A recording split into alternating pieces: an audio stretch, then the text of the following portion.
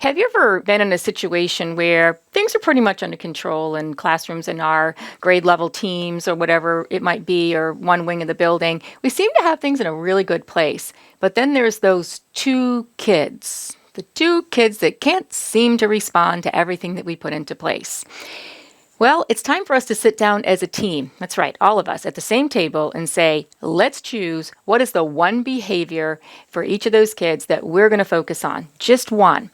What is the driving causal factor? Is it impulsivity? Is it the ability to accept help? Is it self-regulation? What is it that those particular children need in order to turn the corner, if you will, like all the other kids have done?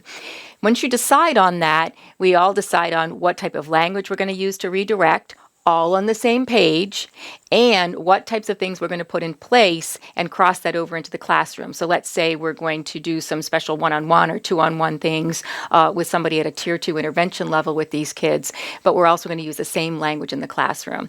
So if you've gotten to that place where things are going really well, but you got those two kids that are just like, I can't seem to turn that corner, it's time for us to all sit at the table together, get on the same page, use the same language, have the same vision and goal in mind, and get to work so those kids have a chance to turn the corner with the rest of them.